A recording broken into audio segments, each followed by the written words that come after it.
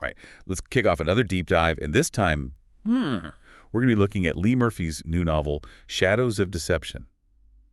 Now, some of you might know Lee from their first book, 25 Quotes That Will Forever Change Your Life. Yeah, that was quite a hit. It really was.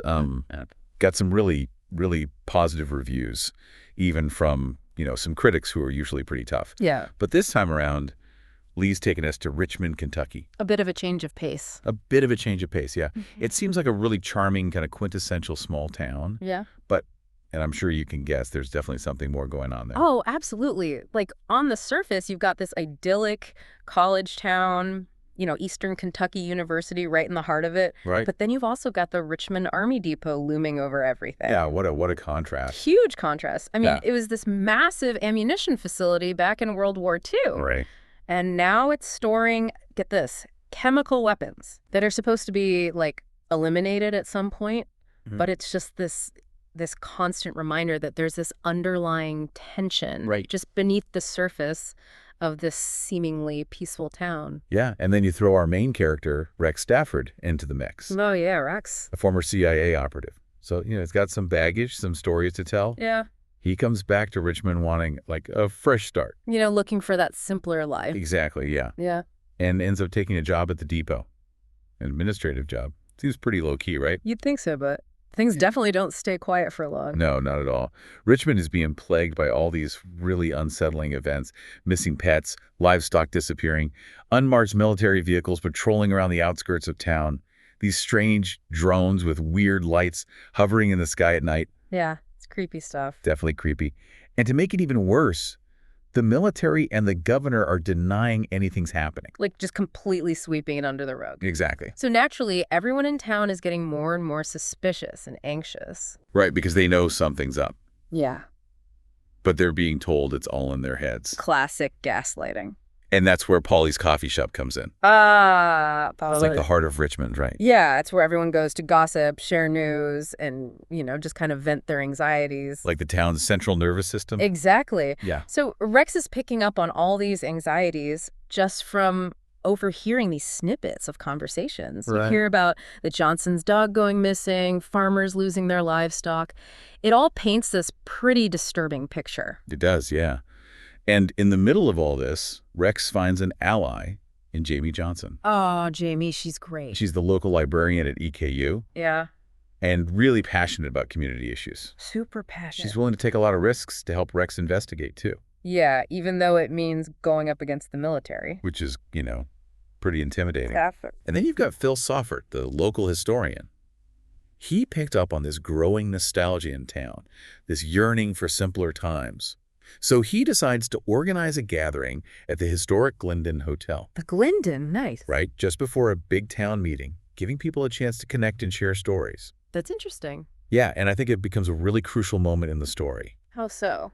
Well, I think Phil, maybe unintentionally, becomes a catalyst.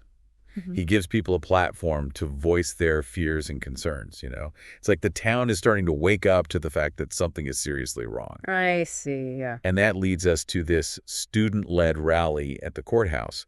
They're protesting military spending and the lack of transparency at the depot. Makes sense, given everything that's going on. Totally. The students represent the future of Richmond, and they're demanding answers, accountability. But their protest is met with some pretty intense pushback. What kind of pushback? Well, these men in dark suits show up. Oh, that's never a good sign. Right.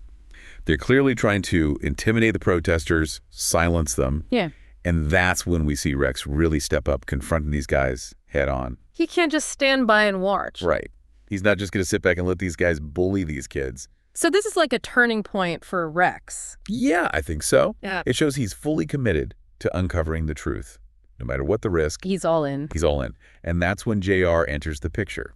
JR. He's this, kind of eccentric local lawyer who's been digging into the depot secrets for years. He's got this quirky personality. Oh. But he's sharp, really sharp. And he warns Rex about the dangers of digging too deep. Like he knows something's up. Exactly. He hints at these powerful forces being involved. So he's adding another layer of danger to the story. He is, yeah. He's That's basically fun. telling Rex, be careful. This goes deeper than you think. Wow. Okay, so we've got a small town with a dark secret, a former CIA operative who stumbled onto something big, a mysterious lawyer who knows more than he's letting on. Sounds like we're in for quite a ride. We are. Yeah. Shadows of Deception is full of twists and turns, and it's going to make you question everything you think you know about Richmond, Kentucky. Yeah, and he doesn't just throw out those warnings lightly. Right, he's been down this road before, seen what can happen. So Rex and JR, they decide to dig deeper. Of course they do. Where do they start?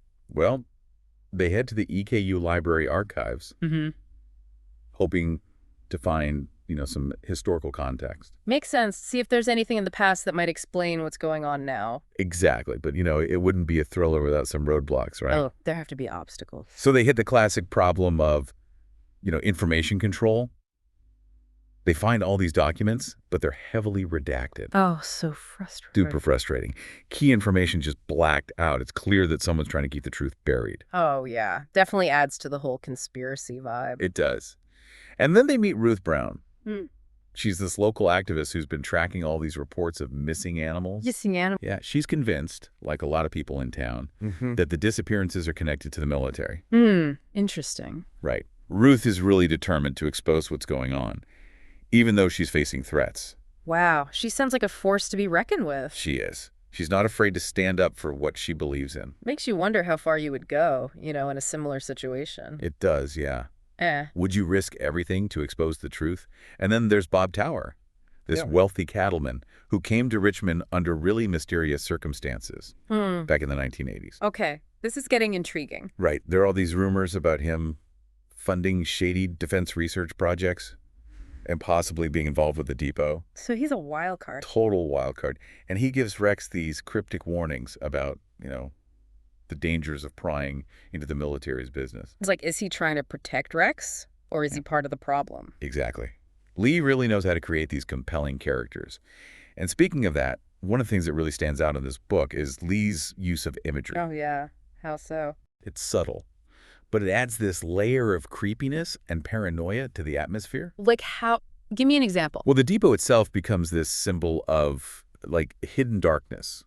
It's this imposing structure looming over the town. Yeah, I can see that. And then there are the Watchers. Wait, the Watchers? Yeah, they're these shadowy figures lurking in the background. You never really get a clear explanation of who they are or what they want, but their presence is constantly felt. Oh, that's creepy. Like they're always watching. Exactly. It plays into that fear of being observed, of unseen forces at play. And it just adds to the whole sense of unease that permeates the town, right? Absolutely. And the motif of flickering lights, too. It's not just a visual detail. It's like a symbol of the truth being elusive. Oh, I like that. The truth flickering in and out of view. Right. It makes you question what's real and what's not.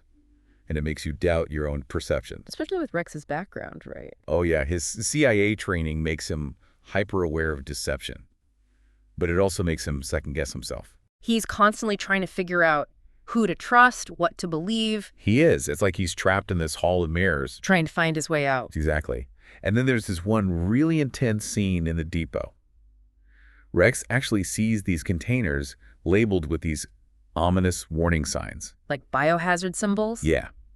It's a real turning point in the story. Because it confirms his suspicions. It does, yeah. The rumors, the whispers, they become reality. He's no longer dealing with just speculation. He's facing concrete evidence that something really sinister is going on. So the stakes just got a lot higher. They do. But it's not just the physical danger, it's the psychological toll. Rex is starting to question his sanity. Can you blame him? I mean, he's up against some pretty dark forces. Right. He's like, am I going crazy? It makes you wonder how much truth one person can handle. Yeah, before it just breaks them. Exactly. And it's interesting, because he's trying to balance that with this desire for a fresh start. Yeah, it's like he's torn between two identities. The hardened CIA operative and the guy who just wants to live a quiet life. Yeah. But the events in Richmond are forcing him to make a choice. Yeah. He can't just stand by and watch his town, his people, being manipulated. And it's not just about him, right? It's about the whole community. Right, and Lee does this really clever thing. Yeah. They weave in these historical elements about Richmond's past. Oh, yeah. Like what? Well, it turns out Richmond has this history of social activism, of people standing up against injustice. Really? Huh. That adds another layer to the story. It does, yeah. It connects the past to the present. It's like the town itself is fighting to break free from the shadows. To reclaim its identity. Exactly. Yeah. And Rex, in a way, becomes the symbol of that fight. He's this unlikely hero, This guy trying to reconcile his past with his present. And in the process, he's fighting for the soul of his town. I like that. It's a powerful image. It is, yeah. Makes you wonder what you would do in a similar situation. Right. Would you have the courage to stand up for what's right, even when it's dangerous? Exactly. And I think that's what makes Shadows of Deception so compelling.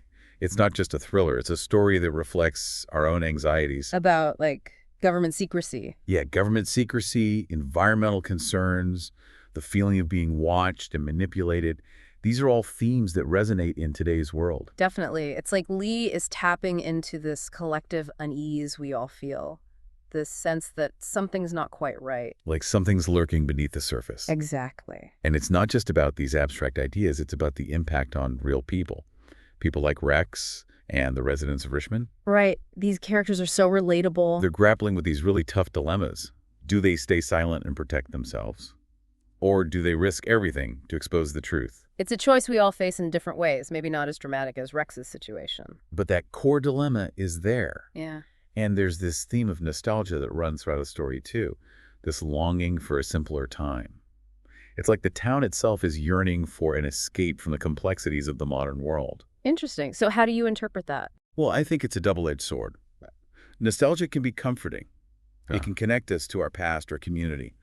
But it can also be exploited, manipulated by those in power. To control the narrative, keep things the way they are. Exactly. It makes you think about how our perception of the world is shaped by this longing for the past. For a time, that might not have even existed the way we remember it. Right. And I think Shadows of Deception challenges us to look beyond that, Yeah. to examine the reality of the present, to be critical of what we're told, and to recognize that we have the power to make a difference. I like that. It's a call to action, in a way. It is. And I think Lee's writing is so effective because they don't give us easy answers. It's not black and white. Right. They present us with this complex web of secrets and conspiracies and moral dilemmas. And they leave us with more questions than answers. Which honestly is more satisfying than a neatly tied up ending. I agree. It makes you think. It stays with you. It does, yeah. So if you're looking for a thought-provoking thriller that will make you question everything, Shadows of Deception is definitely worth checking out. Sounds like it. Thanks for taking us on this deep dive. Absolutely. Always a pleasure.